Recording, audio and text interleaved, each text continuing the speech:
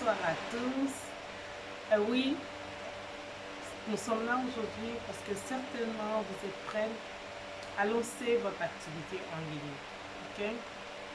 Et donc, je vais vous donner 4 étapes vraiment très simples que j'ai moi-même utilisées pour pouvoir lancer mon business en ligne, pour pouvoir lancer une activité en ligne.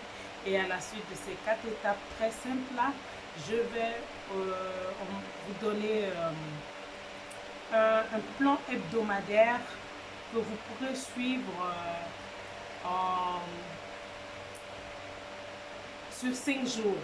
Un plan hebdomadaire que vous pourrez mettre en place sur 5 jours qui va vous permettre de vous organiser, d'organiser votre time, d'organiser donc vos journées et donc de pouvoir correctement mener votre activité en ligne. Donc on y va.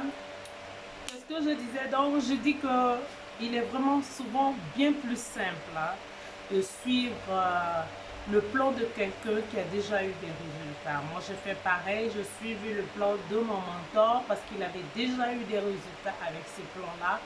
Et donc je vais vous donner aussi ce même plan. Est-ce que cela s'adresse à toi?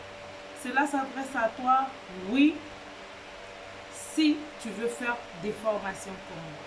Si tu es quelqu'un, tu veux te lancer dans le business de la formation, sur le marché de la formation, faire des formations en ligne, faire des tutoriels ou même faire des formations en présentiel. Mais si tu veux faire du commerce, du e-commerce, ce plan-là, il n'est pas vraiment adapté pour toi. Ok? Parce que c'est une toute autre stratégie. Excusez-moi, c'est une toute autre stratégie quand on veut faire du e-commerce, quand on veut faire par exemple des formations en ligne, quand on veut se lancer dans le business de la formation. C'est aussi pour toi si tu veux vendre du coaching, si tu veux faire ce plan simple là est pour toi. Si tu es quelqu'un qui veut faire du coaching, si tu es quelqu'un qui veut apporter un accompagnement aux autres, si tu veux faire du mentorat, si tu veux aider les autres à progresser, ce plan-là, il est pour toi. Ce plan-là, il est aussi pour toi si tu veux vendre des services, si tu veux apporter des éléments à d'autres personnes qui ont d'autres offres pour qu'ils puissent aller de l'avant, pour qu'ils puissent performer, pour qu'ils puissent optimiser leur business. Alors, ce plan-là, en 4 étapes, il est pour toi. Ce plan-là aussi, il est pour toi si tu veux tout simplement vendre des tapis. Voilà. Si tu veux vendre des produits physiques, si tu veux vendre des choses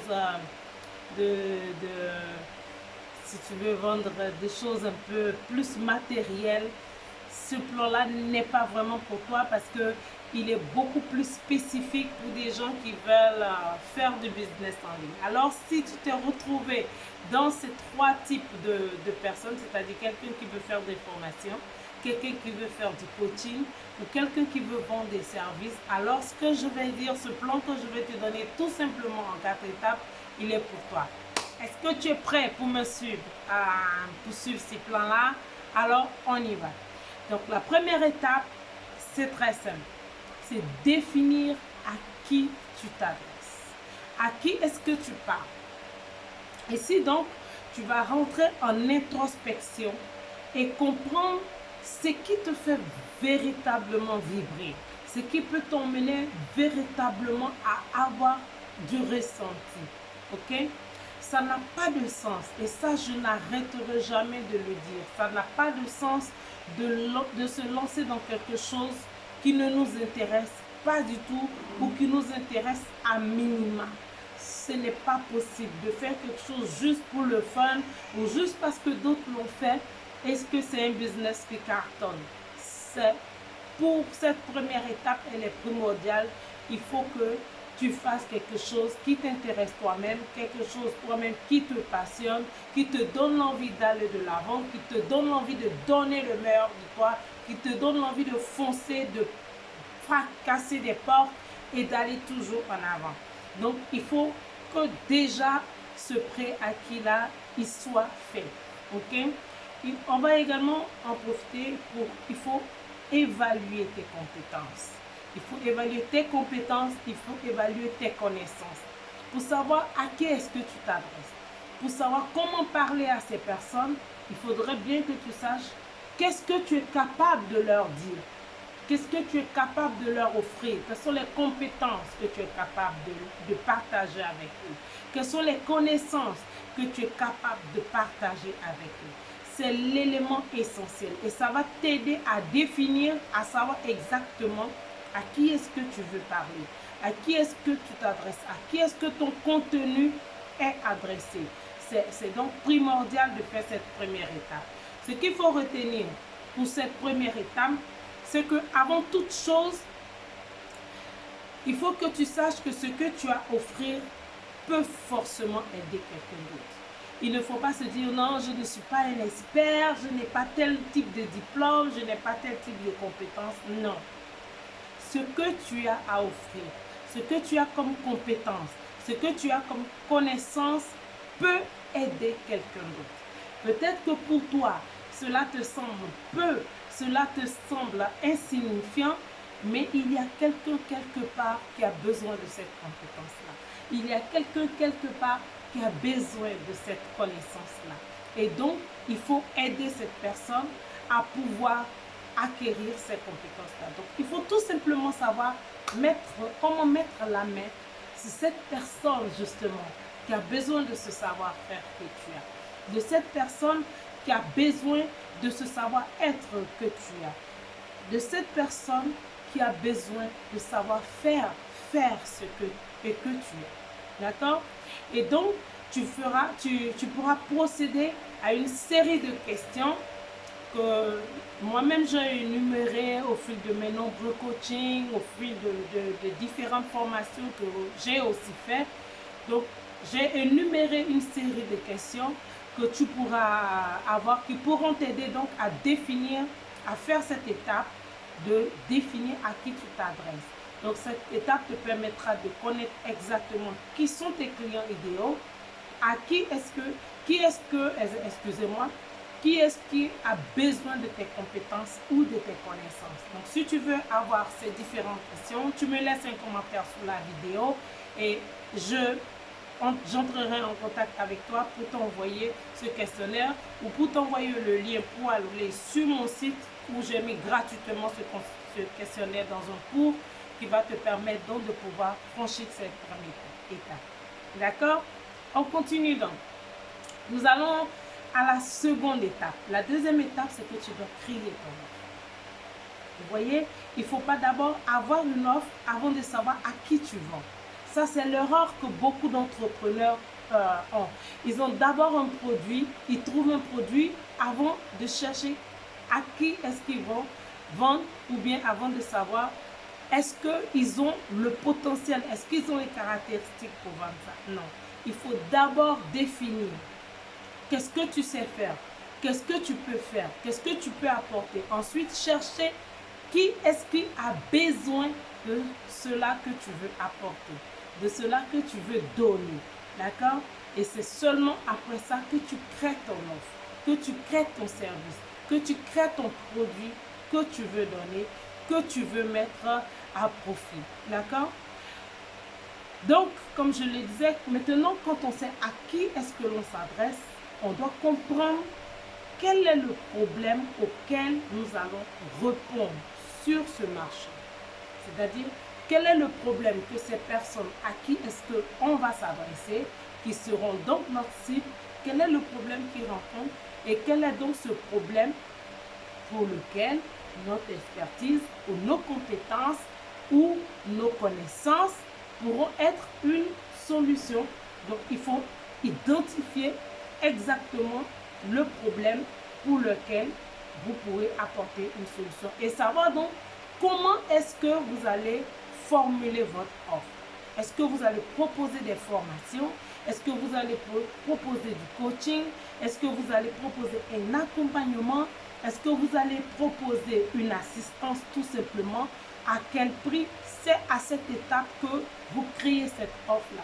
Vous pouvez vous aider de vos prospects. Vous pouvez vous aider de ceux qui sont déjà vos clients pour pouvoir créer cette offre en faisant ce qu'on appelle la co-création de produits.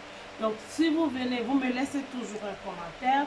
Je vais donc vous amener le lien pour que vous allez sur mon site et découvrir comment est-ce que, en partenariat avec ceux qui sont déjà vos prospects, vos followers, ceux qui vous suivent sur vos pages, ceux qui viennent vous visiter sur vos sites, sur vos blogs, comment est-ce que vous pouvez donc faire cette évaluation pour savoir comment est-ce que vous allez formuler votre offre.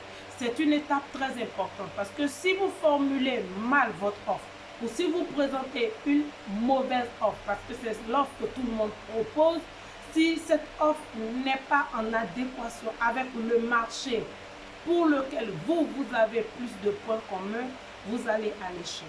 C'est un moment déterminant qui doit être réalisé en suivant certaines règles précises. C'est notamment cette règle qu'on appelle l'échelle de la valeur. Quelle est la valeur de ce que vous allez donner? À quel prix? À quel coût est-ce que vous pouvez présenter votre offre? À quel coût vous pouvez présenter votre service?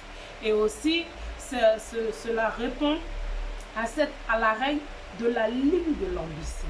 Où est-ce que vous voulez arriver avec l'offre que vous êtes en train de mettre en place? Quelle est votre ambition? À quoi est-ce que vous voulez aboutir avec cette offre-là? Ok? Donc, ça, c'était la deuxième étape, donc de créer votre offre. La troisième étape, vous devez créer votre écosystème. Qu'est-ce que j'entends par créer votre écosystème? Créer votre écosystème, c'est l'intérêt de travailler sur Internet. L'intérêt de travailler sur Internet est que l'on peut utiliser des systèmes automatisés.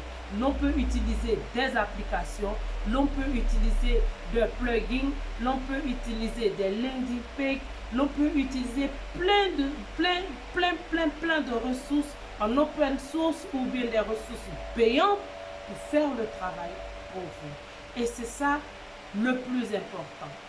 Parce que de la prospection jusqu'à la vente notamment, vous avez sur Internet beaucoup de ressources qui peuvent vous permettre d'automatiser complètement toutes les étapes de votre business en ligne. Cette étape donc est très importante. Cette étape de pouvoir définir quels sont les outils que vous allez utiliser.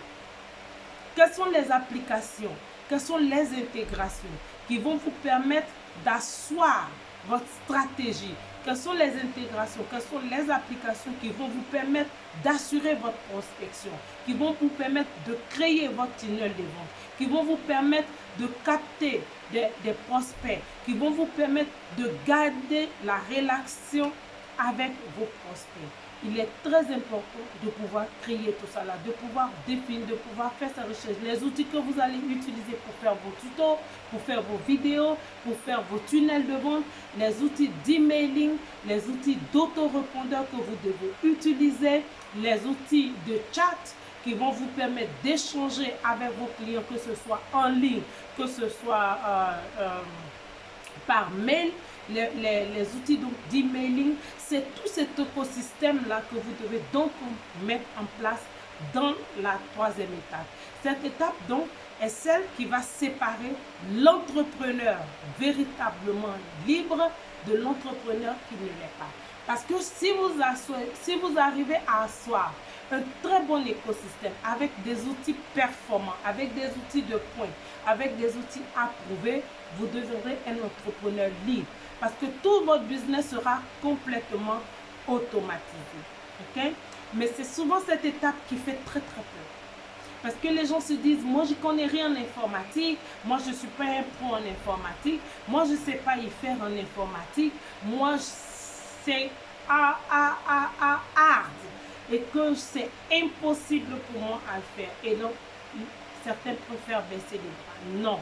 Aujourd'hui, vous avez la possibilité de vous faire accompagner par moi ou par n'importe qui d'autre pour faire ce processus de digitalisation, d'automatisation de votre business. Ok? On pourra ainsi donc vous accompagner, vous aider à prendre en main depuis la prospection jusqu'à la réalisation de vos ventes, même de votre service après-vente complètement automatisé. D'accord? Moi, j'utilise des outils simples, la plupart du temps des outils en open source. Je n'ai pas beaucoup dépensé de l'argent. La plupart du temps des outils en open source que l'on peut prendre en main en 2-3 temps, en 2 temps 3 mouvements plutôt, et qui peut permettre de construire assez facilement, comme si on construisait un Lego, qui me permet de construire assez facilement mon écosystème. Donc, c'était ça la troisième étape. Construisez votre écosystème et faites attention aux outils. Sachez sélectionner les outils que vous utilisez. Nous pourrons aussi vous accompagner dans ce sens si vous nous suivez, si vous nous rejoignez soit sur nos pages ou si vous nous rejoignez sur notre site. Nous avons des offres vraiment très abordables. Nous pourrons vous assurer cet accompagnement, vous aider donc à pouvoir automatiser complètement votre entreprise. Ok? La quatrième étape donc c'est d'attirer ses prospects. Ok? Quand vous avez fini de savoir à qui, donc d'identifier vos clients, d'identifier ceux à qui vous devez parler. Ensuite, quand vous avez créé votre offre et que vous avez ensuite mis en place l'écosystème qui va sous-tendre cette offre, c'est le moment d'attirer ces prospects. Ce que je vais appeler créer vos lead magnets, c'est-à-dire vos aimants à clients. Ce qui va vous permettre, une fois les 3 premières étapes effectuées, de pouvoir passer tout votre temps sur cette quatrième étape qui consiste à mettre en place de bonnes personnes pour vos produits. De pouvoir choisir les bonnes personnes pour vos produits. Votre aimant à client va vous permettre de sélectionner de façon efficace les prospects qui sont véritablement intéressés par votre offre. Si vous faites par exemple une formation et que vous faites un aimant à client qui peut être un e-book, qui peut être un recueil de conseils, qui peut être un article, qui peut être une vidéo, qui peut être un tuto, par exemple sur la formation, vous êtes sûr à 90% que 100% ou 90% même, je dirais, des personnes qui vont cliquer, qui vont vous demander votre aimant à client sont certainement intéressées soit par votre niche, soit par le thème de la formation, soit par votre marché. Et donc, lorsque vous allez leur présenter votre offre, votre service, votre produit, vous avez quasiment, excusez-moi, 100% de chance de transformer ces prospects-là en clients. Donc, savoir attirer ces prospects, ce qui revient à savoir créer son aimant à client. Ok? Il y a de nombreuses options à réfléchir selon les compétences, selon les préférences, mais aussi à savoir où se trouve votre audience, où se trouvent vos prospects. Si vos prospects sont naturellement des travailleurs, sont dans le B2B, sont dans le B2C, vous n'allez pas leur faire vos offres, vous n'allez pas faire un aimant à client sur, par exemple, sur Instagram. Vous allez le faire sur LinkedIn. Si vos prospects potentiels, ceux qui sont intéressés par votre niche, par vos offres, sont des jeunes, vous allez pas aller vous faire sur LinkedIn. Ils ne sont pas là-bas. À peine, moi je fais par exemple un groupe sur Telegram, plus de 80% des gens qui se sont inscrits, mais avant même 2-3 mois, ils étaient déconnectés. Ce n'est pas le réseau qu'ils utilisent, donc ils n'ont pas d'intérêt. Mais si vous faites par contre un truc sur WhatsApp, les gens ils sont sur WhatsApp, votre cible, elle est certainement sur Facebook, alors c'est là où votre cible se trouve que vous aussi vous devez vous trouver. Sinon, vous allez vous rater. Donc, il faut faire en sorte de pouvoir consolider votre présence et aussi là où votre cible se trouve. D'accord? Donc, j'allais dire, pour me résumer, les 4 étapes très simples que vous devez utiliser pour pouvoir créer votre business en ligne. Voilà, en 4 étapes, simplement, premièrement, vous définissez votre client idéal, c'est-à-dire de savoir à qui est-ce que vous vous adressez. pourquoi est-ce que cela les concerne. Ensuite, vous allez créer votre offre. Troisièmement, vous créez votre écosystème. Et quatrièmement, vous commencez à chercher les prospects. Si vous voulez savoir comment est-ce que vous pouvez le faire, si vous voulez savoir comment est-ce qu'on peut vous aider, vous accompagner à le faire, vous me laissez un commentaire sous la vidéo. Je me ferai un grand plaisir de vous accompagner dans cet exercice-là, de vous accompagner dans la digitalisation. Donc à tout à l'heure, je vais vous parler de votre programme hebdomadaire en 5 jours. Comment est-ce que vous pouvez créer du contenu pendant 5 jours pour capter votre clientèle, pour maintenir votre rythme de vente, parce que ce n'est pas facile d'être un entrepreneur indépendant. Ce n'est pas facile de travailler depuis sa maison. Ce n'est pas facile de réaliser le télétravail.